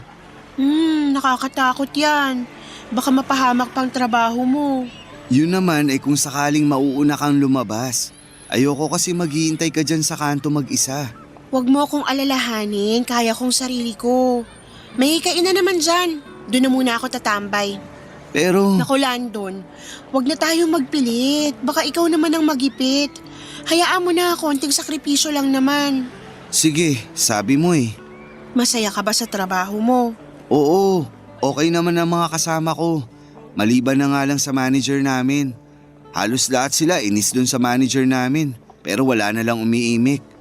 Sinabihan din ako nung isang kasamaan ko na wag nang lumaban kasi ilang kasama na nila ang tinanggal nun. Tinanggal? Pareho ng dahilan sa atin? Hindi, iba-iba eh. Yung isa humingi lang ng extension ng 1 hour sa duty niya, tinanggal. Masyado daw demanding. Yung isa, nagtanong bakit kulang yung oras na nabayaran sa kanya. Tinanggal, masyado daw maangal. Sobra naman siya. Naku, kung makakaharap mo siya, maiinis ka sa kanya. Nakaharap ko na siya. Sinimangutan ako nung dati tapos pinagsabihan ako na wag daw ako magkalat. Napaisip ako kung anong kinalat ko. Bakit ngayon mo lang nakwento yan? Sobra na yun ah. Hayaan mo na siya. Basta tayo masaya. Wag mo na siyang pansinin ha. Huy. Oo. Galing sa ilong? Wag mo na lang siyang pansinin ha. Importante, may trabaho tayo. Oo. Teka, eto na naman ako si Selfish. Ikaw, hindi ko natanong kung kamusta naman ang first time mo magtrabaho. Wala namang madaling trabaho pero makakalimutan naman ang hirap kung masaya tayo sa ginagawa natin. Tama. Pero ang sarap sa pakiramdam yung makakatulong na ako sa magulang ko. Tama ka. Sayang nga lang, hindi naramdaman ng mga magulang ko na natulungan ko sila. Sorry, ang insensitive ko. Hindi, totoo naman. Naalala ko lang sila mama at papa. Ay, wag na nga tayo malungkot. Sa unang sweldo ko, saan mo gustong pumunta? Ano ka ba? Masaya naman ako kahit nasa bahay lang tayo. Ang importante ngayon, may ayos mo lahat ng kailangan mong ayusin. Tsaka na tayo magplano. E di ganun na lang. Doon na lang tayo mag-celebrate sa bahay nyo para kasama natin kakain sina nanay at tatay. Makabawi man lang sa mga pakain nila sa akin ng tanghalian at hapunan. Huy, walang naniningil ha. Masaya sila nanay at tatay sa ginagawa nila. Alam ko, kaya nga mahal ko sila eh. At mahal ka rin nila. Nakakatawa no? Walang problema sa mga magulang mo ang relasyon natin. Pero yung manager namin, pinapakailaman tayo. Hayaan mo na nga lang siya. Para tuloy tayo sila Romeo at Juliet. Huy, ayoko. Bakit? Basta ayoko, hindi magandang ending nila. Oo nga, pero parang lang naman. Tara na nga. Tara na, Juliet. Nakakainis ka, bahala ka dyan. Uy, hintayin mo ako. Biro lang. Dahil sa hindi kami pwedeng makita ni Molly na magkasama o magkausap ay bumuo kami ng mga senyasan. Para kahit sa mga salamin ng mga store namin ay nakakausap namin ang isa't isa nang hindi nalalaman ng store manager ko. Minsan ay natatawa na lamang kami sa sarili namin kapag nag-uusap kami ng ganon. Ang sarap pala sa pakiramdam na para kaming naglalaro at para kaming nakikipagtaguan sa store manager ko. Kahit ang mga kasamahan ko ay hindi alam ang mga senyasan namin. Kaya nagtataka sila kapag minsan ay matatawa ako ng mag-isa. Ang lagi kong depensa ay may naaalala lamang ako. Pero papadudot hindi ko akalain na may magiging masamang epekto pala ang pagsulyap-sulyap namin sa mga glass wall ng store namin. Hindi dahil sa store manager ko kundi para sa aming dalawa mismo, papadudot. Hindi po sa pagyayabang pero may itsura po ako. Dahil po doon ay maraming mga babae naman ang madalas makipag-usap o minsan ay masyadong pisikal kung magparamdam ng pagkagusto sa akin. Doon na po nagsimula ang unti-unting pagsiselos ni Molly dahil nakikita niya nga po ang lahat ng nangyayari sa store namin. Dahil nga po sa glass wall na tagusan sa mga store namin, papadudot, hindi naman po silosa dati si Molly. Siguro po ay may psychological effect ang pagbabawal sa amin na magsabay, magtinginan o mag-usap. Kaya ko po nasabi yon ay dahil ako man po ay tinamaan ng pagsiselos kapag nakikita ko na palaging kausap ni Molly ang isa sa mga katrabaho niya. Isang araw na lang ay hindi ako hinintay ni Molly. Pagkalabas niya ay diretso uwi na kagad siya at sa tuwing pupuntahan ko siya sa bahay nila ay natutulog na daw ito. Sa pagpasok sa eskwelahan ay nauuna din siya at hindi ako hinihintay.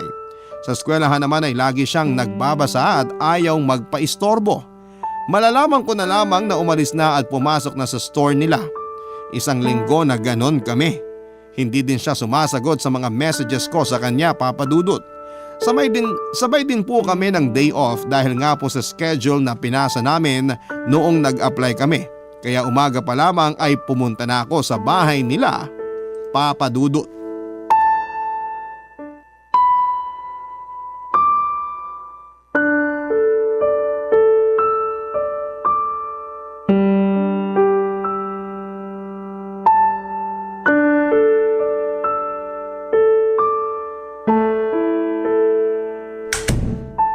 Molly, Anong ginagawa mo dito?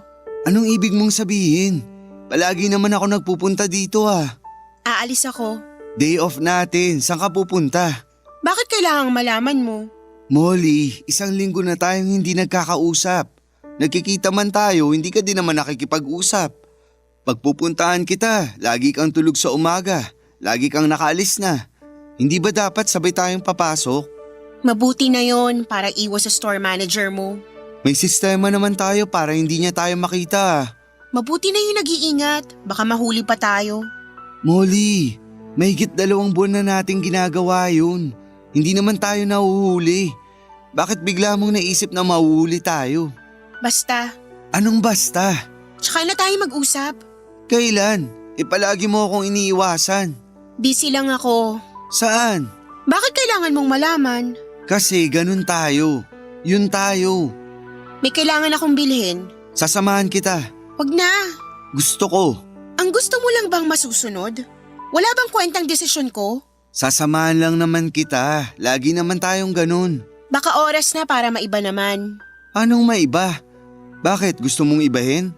Lando naman, nasasayang ang oras natin. Kailan pa nasayang ang oras natin sa isa't isa? Ang dami namang tanong. Ako din madami pang gagawin. Tutulungan nga kita. Ang kulit mo naman eh. Molly, bakit ka ba nagkakaganyan? Anong bakit? Wala naman akong problema. Kung wala kang problema, sasamahan kita. Hindi na nga lang ako aalis. Bakit? Anong bakit? Sige, kung yan ang gusto mo, hindi ako magsasalita. Matutulog na lang ako. Molly, kagigising mo lang. Pati ba pagtulog ko kailangan kontrolado mo? Hindi kita kinokontrol. Sinasabi ko lang sa'yo. Ano bang gagawin ko na hindi mo ako guguluhin? Guguluhin? Mamaya na tayo mag-usap. Maghihintay ako dito. Paano ako mapapakali kung nandyan ka? Molly, ano ba to? Bakit ba? Alam mo, walang mangyayari sa usapan na to. Kasi wala kang sinasagot sa mga tanong ko. Kasi wala namang dapat sagutin. Sabihin mo sa akin kung anong nagawa kong mali. Landon, pakiusap naman. Bumalik ka na lang mamayang hapon. Maghihintay ako dito hanggang gusto mo nang makipag-usap. Mahiya naman tayo kila nanay at tatay Baka madinig nila tayo isipin nag-aaway tayo. Kung hindi tayo nag-aaway, anong nangyayari sa atin?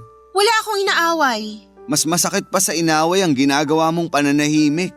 Kaya nga, tsaka na tayo mag-usap. Wag na muna ngayon. Masama ang pakiramdam ko. Anong susunod na excuse mo? Napunta ka na sa masama ang pakiramdam eh. Bahala ka kung gusto mo maghintay. Matutulog ako. Papa Dudut, ewan ko kung maaawa ako sa sarili ko pero alam kong awang-awa ang nanay at tatay ni Molly sa akin. Hindi din nila alam kung anong nangyari kay Molly. Kinausap nila ako na bigyan na lamang muna ng oras si Molly para makapag-isip-isip. Pumayag ako, Papa Dudut. Ayaw pa muna nila akong paalisin hanggang sa hindi ako kumakain. Pero gumawa na lamang ako ng excuse. Parang hindi ko yata kayang kumain kung ganon ang nangyayari sa amin ni Molly. Hindi na ako kumain pero mas hindi ako makatulog. Buong magdamag akong nag-isip. Inabot ako ng umaga, tinanghali ako ng gising at hindi na ako nakapasok sa eskwela at na-late pa ako ng kalahating oras sa pagpasok sa trabaho. Kaya syempre, ayun na naman ang manager namin, nakahanap na naman ng butas para bulyawan ako. Tumahimik na lamang ako, Papa Dudut, kasi wala namang sense ang pangangatwiran ko. Isa pa ay late ako, parang ang hirap na mga twiran. Ayos na po sana Hinahayaan ko na lamang siyang magalit sa pagkalate ko pero muntik na po akong sumabog noong sabihin niya na akala ko daw ay hindi niya alam na nag-uusap kami ni Molly sa glass wall. Hindi lang daw siya nagsasalita dahil ayaw niyang makialam. Papadudot kong nalalaman niya na patagong nag-uusap kami dati ni Molly nang senyasan para sa akin ay pakikialam na rin yon. Nagtatrabaho naman po ako ng maayos. Ayokong may magawang mali dahil ayokong makaapekto yon sa trabaho ko. Pero malapit na po akong magalit noong mga panahong yon. Bago niya ako pinaalis ay binigyan niya ako ng final warning. Final warning na agad na isang mali ko pa ay matatanggal na ako sa trabaho. Barangay Love Stories. Barangay Love Stories. Papadudot ayokong isama sa problema ko ang pakialamerong store manager ko dahil hindi naman siya importante. Ang tanging problema ko lang ngayon ay ang nangyayari sa amin ni Molly. Minsang nasa kitchen ako naka-assign ay dumating na naman yung babaeng customer na laging pumupunta doon para lamang magpa-picture at mayakap ako ng mayakap. Papadudot nasa kitchen ako pero pinapalabas ako ng store manager ko para daw i-entertain ko ang babaeng yon. Husto bar na pala ang fast food chain na yon, papadudot. Hindi ako pumayag at sinabing sa kitchen ako naka-assign at isa pa ay hindi ko trabaho ang mag-entertain ng customer. Ang trabaho ko ay mag-assist ng customer pero hindi nakasama doon yung gusto ng store manager ko. Sana pala ay pinalabas niya ang mga mascot para mag-entertain ng customers. Kitang-kita ko sa mukha ng store manager ko ang galit. Opo, papadudot. Hindi po inis ang nakita ko sa mukha niya kundi galit. At alam kong maghahanap na naman yun ng butas para mapagalitan ako o kaya yung binabalak niyang pagtanggal sa akin. Dumating ang oras ng break time ko at binalikan na naman na ako ng store manager at inulit na puntahan ko daw yung babaeng customer. Sabi ko ay break time ko at saka ako lumabas, papadudot.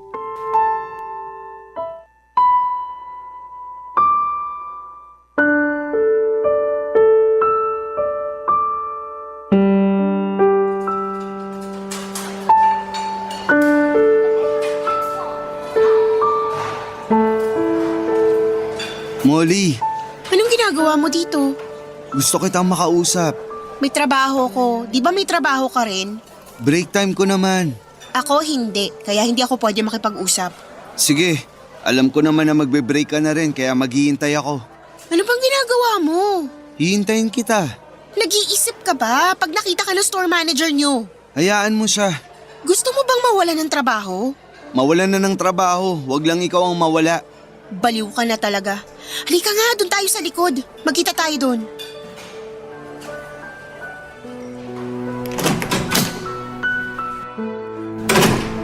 Bakit ba sa oras ng trabaho mo gustong makipag-usap, ha?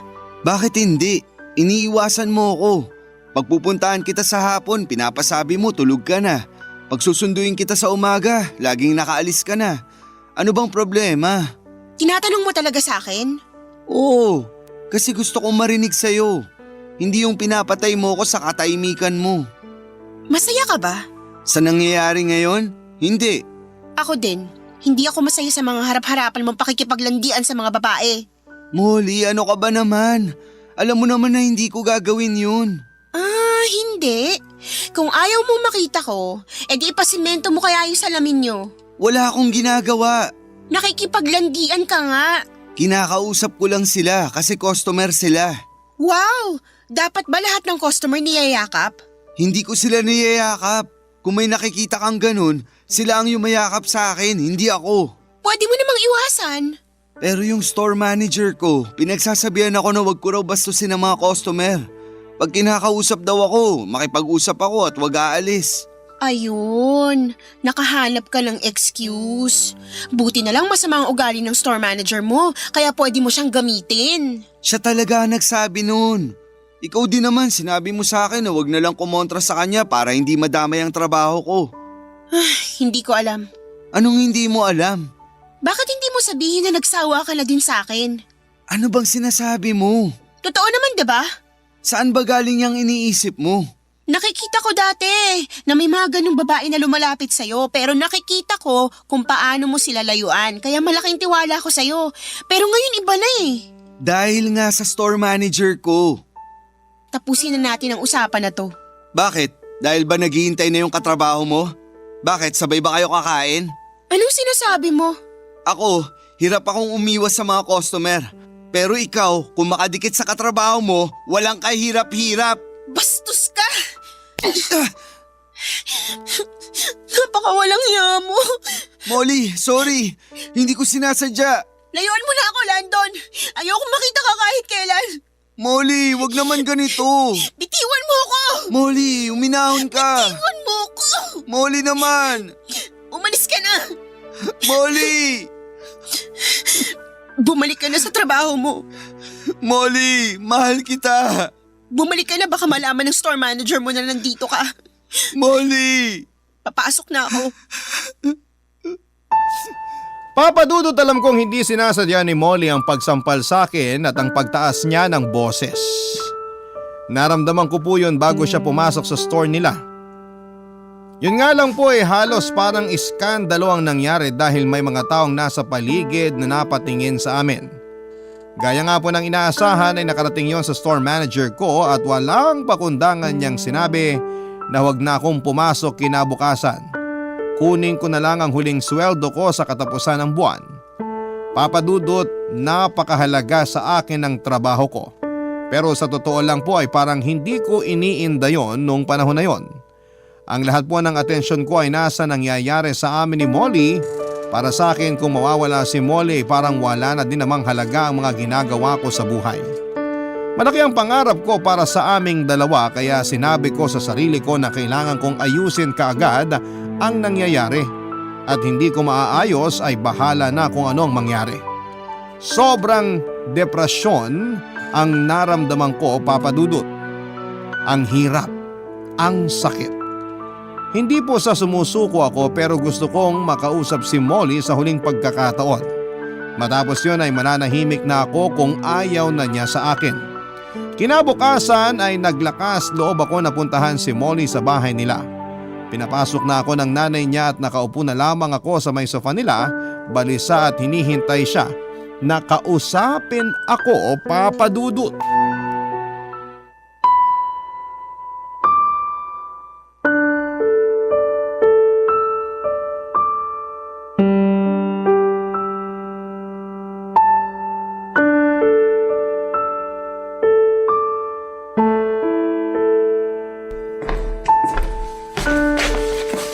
Molly, Maupo ka.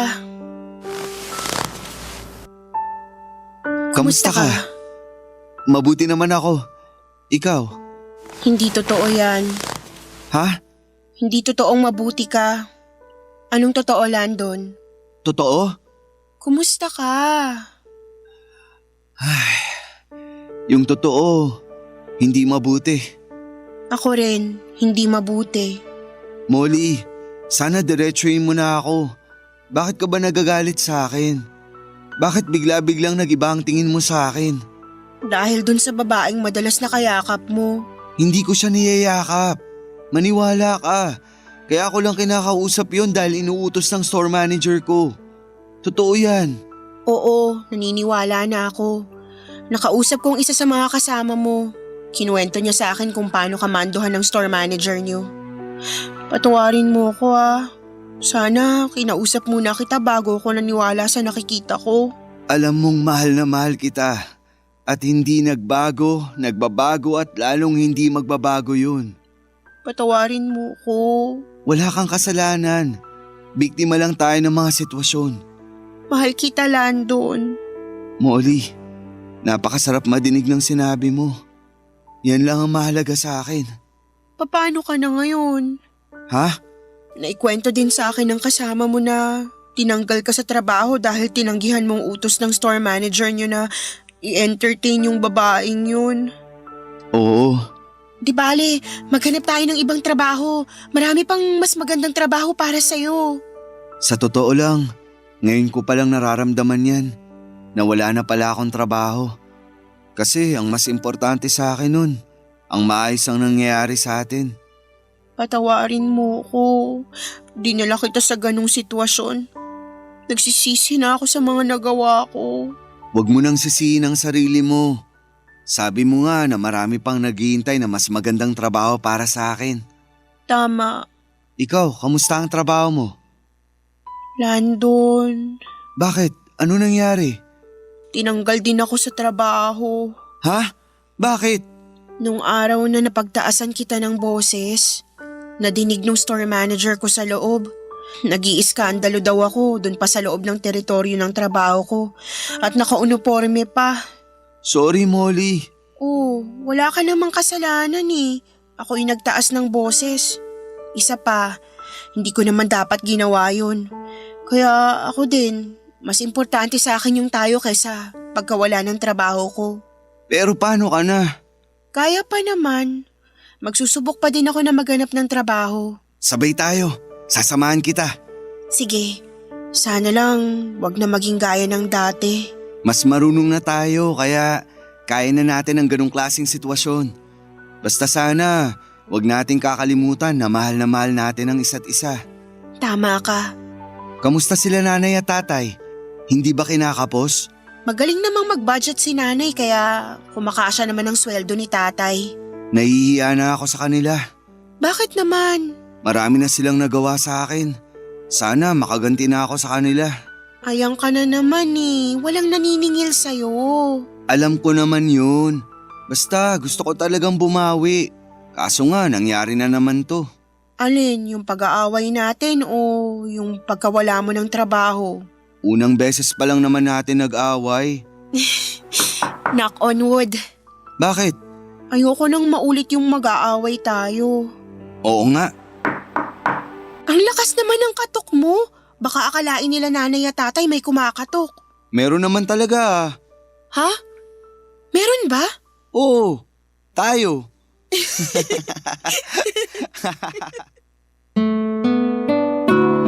Papadudot naghanap uli kami ng trabaho ng sabay sa online at sa physical application. Pero gaya nung una, syempre ang hirap na naman. Nag-inquire din kami kung may mga job fair na nagaganap pero wala. Hindi kami susuko kahit limitado lang ang oras namin sa pag-iikot dahil nga po may klase po kami, ay wala kaming sinasayang na oras. Habang nangyayari yon ay may nagsumbong pala sa pinaka-management ng kumpanya ng fast food chain na dati kong pinagtrabahuhan tungkol sa ginawa sa akin ng store manager sa branch namin. Nalaman ng management na tinanggal ako dahil sa pagpunta ko sa kongkompetensyang store at sa hindi ko pagsunod sa gusto niyang i-entertain ko ang mga customers. Sinabi ng management na hindi pulisiya ng kumpanya ang mga ginawa ng store manager ko. Bukod sa ginawa sa akin ay nai-report din ang mga ginawa niyang pagtanggal sa mga naunang nagtatrabaho doon dahil lang sa sariling batas at kagustuhan ng store manager na yon. Papadudo tinanggal sa trabaho ang store manager na yon at sa kabutihang palad ay tinawagan ako at ibinalik sa trabaho. Sila pa ang humingi ng dispensa sa mga nangyari sa akin. Pinag-aaralan din nila ang background ko, qualifications and credentials. Nakita nila na pwede na daw pala akong itaas sa posisyon. Papadudot ako na ang ilalagay sa posisyon ng dating store manager ko. Oo, papadudot. Magiging store manager na ako. Alam din nila ang sitwasyon ko dahil nag-aaral pa ako kaya willing silang mag-compromise sa schedule para hindi maapektuhan ang pag-aaral ko. Total naman daw ay gagraduate na ako. Isa pa pong bonus ay binigyan ako ng scholarship ng kumpanya kaya libre na ang nalalabing araw ng pag-aaral ko. Papadudot dahil si Molly ay wala pa ding nakikitang trabaho, hindi na ako nag-overthink kung papaano sasabihin sa kanyang balita na may trabaho na muli ako. Kasi doon kami nagkakaproblema, yung ayaw sabihin dahil baka masaktan ng isa. Diretso kong sinabi kay Molly at tuwang-tuwa siya. Good karma daw ang mga nangyari. Nagsuggest ako kay Molly na huwag na muna siyang magtrabaho hanggang hindi nakakatapos. Sinabi ko na tutulong din ako sa pag-aaral niya dahil total ay wala na akong gagastusin hanggang makatapos. Kaya na makatapos kami ng pag-aaral ay nagpakasal na kami at nagsama. May 3 na kaming anak sa ngayon at namumuhay ng napakasaya. Si Molly may business na itinayo pero tungkol sa mga damit. Ayaw niya ng negosyong pagkain kasi baka daw maging kakompetensya pa daw ng store na pinagtatrabahuhan ko. Pero biro lang naman niya yon. Ang importante masaya kaming lahat. Tumaas na rin po pala ang posisyon ko at sa opisina na ako ng kumpanya ng food chain nakapwesto bilang regional manager. Salamat po Papa Dudut sa pagbasa sa aming kwento. Malaking bagay po sa aming mga kabarangay na merong programa na katulad ng Barangay Love Stories na pwede namin gawing hingahan ng sama ng loob. Mapagkwentuhan ang mga bagay na hindi namin masabi sa iba. Mabuhay po ang inyong programa at nawa ay magpatuloy pa ang Barangay LS sa pagiging number 1. Maraming salamat po sa inyong lahat. Ang inyong forever, kapuso at kabarangay, Landon. Nagustuhan ng iyong napakinggan? Ituloy yan via live stream sa www.gmanetwork.com/radio. Barangay LS 97.1 Forever